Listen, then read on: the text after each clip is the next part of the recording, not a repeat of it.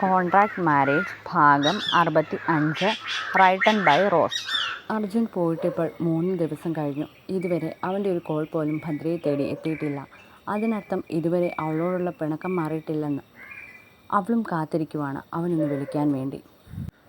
ഇടയ്ക്ക് ശിവനോട് പറയുന്നുമുണ്ട്. ദിവസങ്ങൾ കഴിയുന്തോറും അവളുടെ പ്രതീക്ഷകളൊക്കെ നഷ്ടപ്പെട്ടുകൊണ്ടിരിക്കുകയാണ്.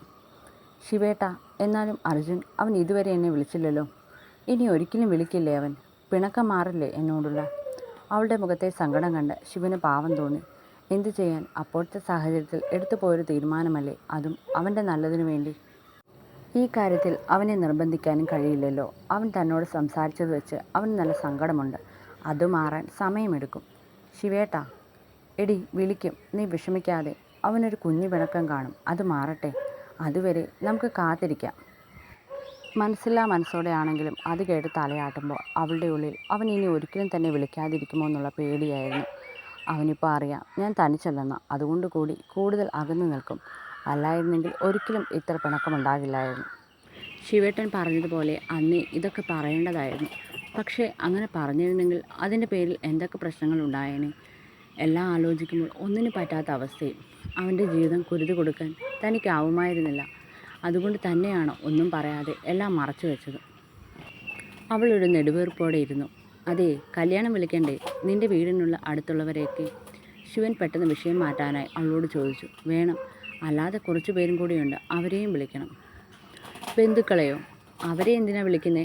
എൻ്റെ അമ്മ മരിച്ചപ്പോൾ ഞാനൊരു ബാധ്യത ആകുമോ എന്ന് കരുതി അമ്മയുടെ ചടങ്ങുകൾ കഴിയും മുന്നേ ഓടി രക്ഷപ്പെട്ടതുങ്ങളെയോ? അവരെ എനിക്ക് കാണുന്നത് പോലും വെറുപ്പാണ്.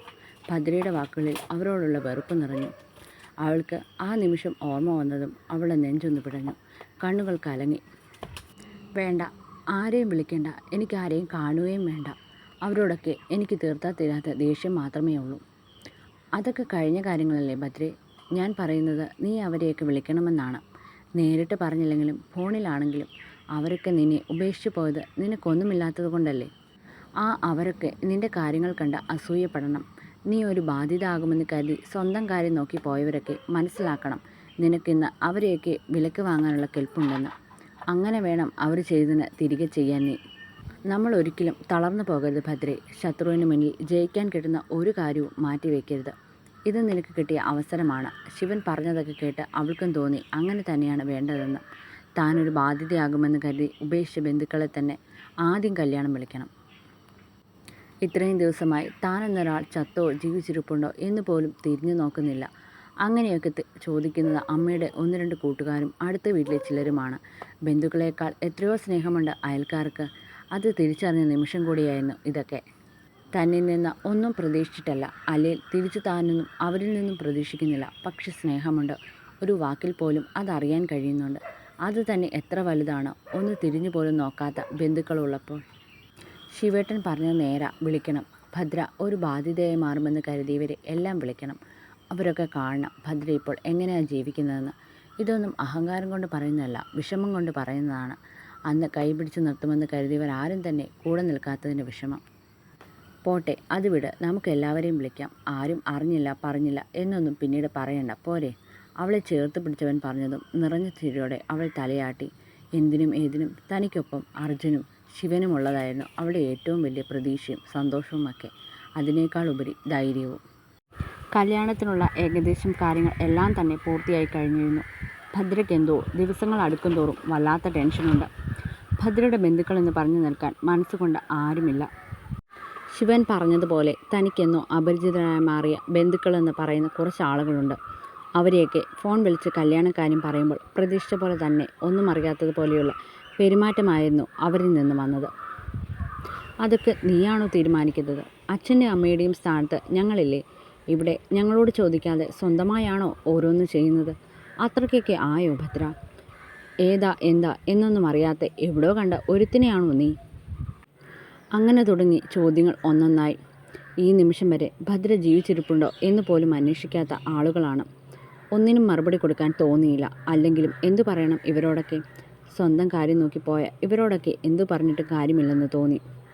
അവറ്റകളോടൊക്കെ ഒരുതരം പുച്ഛമാണ് തോന്നിയത്. കൂടുതൽ സംസാരിക്കാൻ നിൽക്കാതെ പെട്ടെന്ന് ഫോൺ വെച്ചിരുന്നു. കൂടുതൽ സംസാരിക്കാൻ പോയാൽ അതൊരു വലിയ വഴക്കായി മാറുമെന്ന് കരുതി മൗനം പാലിച്ചു. ഈ ഒരു സാഹചര്യത്തിൽ ആരോടും ഒന്നിനും പോകാൻ താല്പര്യം തോന്നില്ല.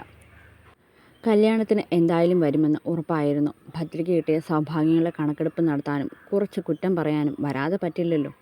അമ്മയുള്ളപ്പോൾ പോലും അറിഞ്ഞതാണ് എല്ലാത്തിൻ്റെയും സ്വഭാവം. അപ്പോൾ പിന്നെ ഇപ്പോഴത്തെ കാര്യം പറയണ്ടല്ലോ. കല്യാണത്തിനുള്ള ദിവസങ്ങൾ വേഗത്തിൽ നീങ്ങിക്കഴിഞ്ഞിരുന്നു. ശിവൻ എത്രയും വേഗം ഭദ്രയെ എല്ലാവരുടെയും മുന്നിൽ വെച്ച് അവളെ താലി കെട്ടി സ്വന്തമാക്കണമെന്ന് ഉണ്ടായിരുന്നുള്ളൂ. കല്യാണമേ വേണ്ടെന്ന് വെച്ച് നിന്നവനാണിപ്പോൾ. അവനിഷ്ടമുള്ള ഒരു പെണ്ണ് വന്നപ്പോൾ അവളുടെ കൂടെ ജീവിക്കാനും അവളെ കല്യാണം കഴിക്കാനുമൊക്കെ ആഗ്രഹിക്കുന്നത്. ആഗ്രഹം പോലെ എല്ലാം നടക്കുന്നതിൽ രണ്ടാൾക്കും സന്തോഷമുണ്ട്. ഭദ്രയ്ക്ക് പേടിയും പ്രാർത്ഥനയുമൊക്കെയായിരുന്നു കൂടെ. ജീവിതത്തിൽ എപ്പോഴും അങ്ങനെയാണല്ലോ, ഒന്ന് സന്തോഷിച്ചു വരുമ്പോൾ അതിനേക്കാൾ ഇരട്ടി വേദനിക്കേണ്ടി വരും. അർജുൻ മിണ്ടുന്നില്ല എന്നൊരു സങ്കടം മാത്രം ബാക്കി നിൽപ്പുണ്ടായിരുന്നു അപ്പോഴും. അർജുനും വീണയും കൂടി ഒരു കോഫി ഷോപ്പിൽ ഇരിക്കുവാണ്. ഭദ്ര അവളെ വിളിച്ചു പറഞ്ഞിരുന്നു കാര്യങ്ങളെല്ലാം. അവളുടെ വീട്ടിൽ എന്തൊക്കെയോ പ്രശ്നങ്ങൾ കാരണം അവളും ഓരോ തിരക്കിലായിരുന്നു. കാര്യങ്ങൾ അറിഞ്ഞപ്പോൾ വീണ അവളോട് ആദ്യം ദേഷ്യം കാണിച്ചെങ്കിലും പിന്നീട് അവളെ മനസ്സിലാക്കിയിരുന്നു. അധിക നേരം അവളോട് പിണങ്ങിയിരുന്നില്ല. അല്ലെങ്കിലും വീണയ്ക്ക് അങ്ങനെ പിണങ്ങിയിരിക്കാനൊന്നും കഴിയുമായിരുന്നില്ല. വീണ വഴി അർജുനോട് എങ്ങനെയെങ്കിലും കാര്യങ്ങൾ പറഞ്ഞ് അവനെക്കൊണ്ട് മിണ്ടിപ്പിക്കാൻ കൂടിയാണ് ഭദ്ര നോക്കിയത്. അതിനുവേണ്ടി വീണ അർജുനെ കാണാൻ വേണ്ടി വന്നതാണ്. നിൻ്റെ അച്ചമ്മയ്ക്ക് എങ്ങനെയുണ്ട്? കുറവുണ്ടോ? വലിയ മാറ്റമൊന്നുമില്ല, അങ്ങനെ തന്നെ. അതിൻ്റെ പുറകെ ആരെന്നുകൊണ്ട് നിന്നെയോ അവളെയോ ഒന്ന് വിളിക്കാൻ പോലും പറ്റിയില്ല. നിങ്ങളൊക്കെ വിളിക്കുമ്പോൾ പോലും എടുത്ത് മിണ്ടുമെന്നല്ലാതെ തിരിച്ചൊന്നും പറയാൻ പോലും കഴിഞ്ഞില്ല. അത്രയ്ക്ക് തിരക്ക് പിടിച്ച ജീവിതമായിരുന്നു ഇത്രയും ദിവസം. ഭദ്ര എന്നോട് കുറച്ച് കാര്യങ്ങൾ പറഞ്ഞു. വീണ മടിച്ചാണ് പറഞ്ഞത്. അർജുൻ്റെ സ്വഭാവം വെച്ച് അവൻ ചിലപ്പോൾ ദേഷ്യം കയറി ഇറങ്ങിപ്പോകും. ഭദ്ര എന്ന് പേര് കേട്ടപ്പോൾ തന്നെ അവൻ്റെ മുഖം മാറിയത് വീണ ശ്രദ്ധിച്ചു. നിനക്ക് വേറെ ഒന്നും പറയാനില്ലേ? അതൊക്കെ നടന്നിട്ട് ഇപ്പോൾ കുറേ നാളായി. പിന്നെ എന്താ? അവൻ്റെ മുഖത്ത് ദേഷ്യം നിറഞ്ഞു. നീ അവളോട് പിണങ്ങി തന്നെ ഇരിക്കാനാണോ ഉദ്ദേശിക്കുന്നത്? എനിക്ക് മനസ്സിലാവാഞ്ഞിട്ട് ചോദിക്കുക. അവൾ തിരിച്ചും ദേഷ്യത്തെ തന്നെ ചോദിച്ചു. അവനൊന്നും മിണ്ടിയില്ല. അർജുൻ, ഞാൻ ചോദിച്ചത് പറ. അല്ല, പറഞ്ഞില്ലെങ്കിലും എനിക്കറിയാം അതിന് കഴിയില്ലെന്ന്. അത് പറയുമ്പോൾ അവളുടെ മുഖത്ത് അതുവരെ ഉണ്ടായിരുന്ന ദേഷ്യം മാറി ഇപ്പോൾ ഒരു ചിരിയാണ്. അതെന്താ? എങ്കിൽ പറ, എന്താ? നിനക്കിപ്പം പരിഭവമാണ് അവളൊന്നും പറയാതെ ഇരുന്നതിൻ്റെ. പക്ഷേ ഇപ്പോൾ നീ അവളോട് അകന്നു നിൽക്കുന്നത് ശരിയല്ല. അവളുടെ കല്യാണമല്ലേ, പാവം. എത്രയൊക്കെ വേദനകൾ സഹിച്ചാണ് അവൾ ഇവണ് വരെ കടന്നു വന്നത്. ഒന്നും നമ്മൾ മറക്കാൻ പാടില്ല അർജുൻ. നമ്മളൊക്കെ അവളുടെ കൂടെ നിൽക്കേണ്ട സമയമല്ലേ. ഈ സാഹചര്യത്തിൽ അവളോട് പിണങ്ങാൻ പാടുണ്ടോ അർജുൻ? അപ്പോൾ അവൾ ചെയ്തതും പറഞ്ഞതുമൊന്നും തെറ്റല്ല. ഞാൻ പിണങ്ങിയതാണ് തെറ്റ്. നീയും എന്നെയാണല്ലോ കുറ്റം പറയുന്നത്. വീണ പറയുന്നത് ഇഷ്ടപ്പെടാത്തതുപോലെ അർജുൻ. എടാ, നിന്നെ കുറ്റം പറഞ്ഞതല്ല. അവൾ എന്തുകൊണ്ടാണ് അങ്ങനെ പറഞ്ഞതെന്ന് അവൾ തന്നെ പറയുന്നില്ലേ? നിന്നെയും എന്നെയും വേദനിപ്പിക്കാൻ അവൾക്ക് കഴിയുമോ? പണ്ടേ അവൾ അങ്ങനെയല്ലേ. അവളുടെ വിഷമങ്ങൾ ഒന്നും നമ്മളെ അറിയിക്കാറില്ലല്ലോ. മിക്കതും മനസ്സിൽ കൊണ്ട് നടന്നിട്ട് അവസാനം പറയും അവൾ. അന്നും നമ്മൾ പിണങ്ങിയിരിക്കുമായിരുന്നു. നമ്മളല്ല, നീ. പക്ഷേ അതിനധികം ആയുസമില്ലെന്ന് മാത്രം. ഇപ്പോൾ അവൾ പറഞ്ഞത് അവളുടെ ജീവന് തന്നെ ഭീഷണിയുള്ള കാര്യങ്ങളായിരുന്നില്ലേ? അതൊന്നും പറയാതെ നമ്മളിൽ നിന്ന് മറച്ചു വെച്ചത് അവളേക്കാൾ നമുക്ക് പ്രാധാന്യം തരുന്നത് കൊണ്ടല്ലേ?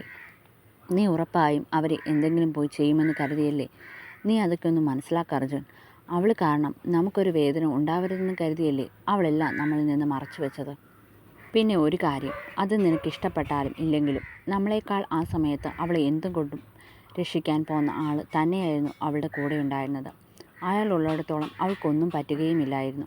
നിനക്കറിയാത്ത കാര്യമൊന്നുമല്ലല്ലോ ശിവൻ സാർ ആരാണെന്ന്. അയാൾക്ക് ഈ സമൂഹത്തിലുള്ള സ്ഥാനം എന്താണെന്നും പവർ എന്താണെന്നും അവർക്കുള്ളത് സാർ കൊടുക്കുകയും ചെയ്തു. അവൻ വലിയ താല്പര്യമില്ലാത്ത പോലെ മൂളി. ഇനിയും നിനക്ക് വാശിയാണെങ്കിൽ അതങ്ങനെ തന്നെ ഇരിക്കട്ടെ, പഴയ പോലെയല്ല. എന്ത്? അവൻ പെട്ടെന്ന് വീണ പറയുന്നത് കേട്ട് നെറ്റിച്ചുളിച്ചവളെ നോക്കി. ഒന്നും. ഭദ്രയ്ക്ക് ഇപ്പോൾ കൂടെ ശിവൻ സാറിനെ പോലെ ഒരാളുണ്ട്. നീ വലിയ ജാട കാണിച്ചാൽ അവൾ ചിലപ്പോൾ നിന്നോട് തിരിച്ച് മിണ്ടുന്നില്ലെന്നും കരുതും. അങ്ങനെയാണോ? അവൾ പറഞ്ഞതാണോ അങ്ങനെ നിന്നോട്? അർജുൻ ഒരുതരം വാശി പോലെ അത് ചോദിക്കുമ്പോൾ. നീ ഒന്ന് നിർത്തിക്കേ. ചുമ്മാ ആവശ്യമില്ലാത്തത് പറഞ്ഞ് ഇത് വലിച്ചു നീട്ടരുത് ഇനിയും. അവൾ എന്നോട് അങ്ങനെ ഒന്നും പറഞ്ഞില്ല. അല്ല, അവൾ അങ്ങനെ പറയുമെന്ന് നിനക്ക് തോന്നുന്നുണ്ടോ? അങ്ങനെ തോന്നിയാൽ നീ അവളെ മനസ്സിലാക്കിയില്ലെന്ന് വേണം പറയാൻ.